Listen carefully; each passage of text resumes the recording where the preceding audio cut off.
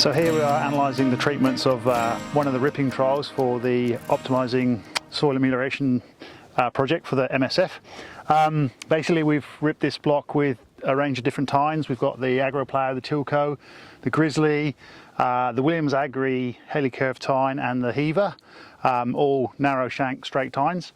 We've measured draft forces over 4 replicates with each of those tines, and now we're excavating profiles so that we can look at loosened area.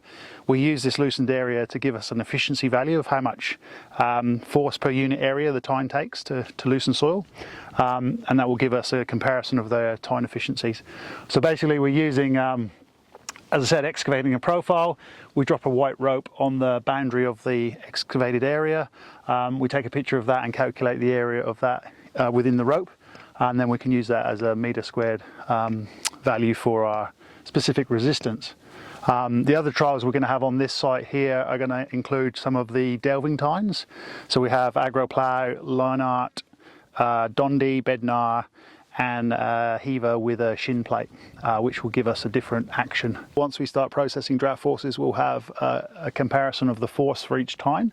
And in this soil condition, we're taking bulk density and moisture content to know what the soil condition was at the time of ripping. We've done, this is a 600mm plot, and we've got a 400mm plot as well. So we've got 2 speeds of ripping and 2 depths of rip. So we've got those 4 variables for each of the 5 tines. Yeah. Fairly deep sand here. We've got a bit of a transition to a red sand, so a light sand over a whiter sand over a red sand, but it's getting a bit heavier at depth.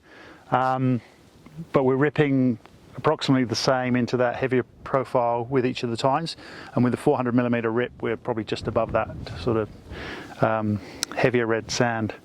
Probably 400, 450 we've got severe physical constraints, so definitely like below 400 to 600 we're getting into that constrained layer. Yeah, and as that now is drying, that's like maxing out on our penetrometer, 5000 kPa.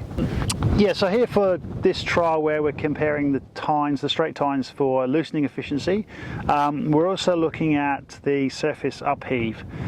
So as well as the profile pits where we look at the area that the tine loosens below the ground, as the tine goes through the soil, that creates upheave, and that's what you see on the surface of your paddock. So we've got the soil raised above its original soil surface.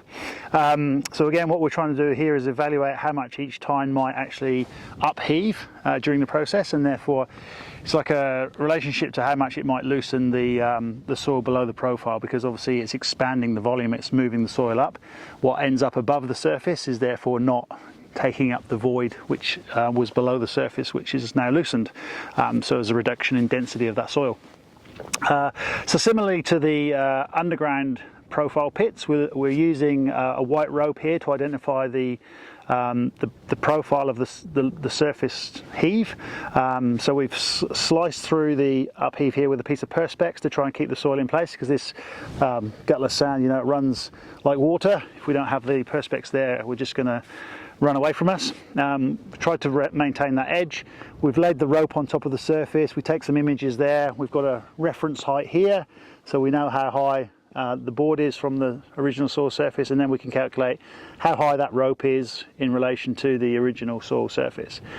So we'll go back and we'll process these as well and give us a value of each tine sort of upheave, and compare that with what the underground loosened area is, as a way of saying what that tine's efficiency might be.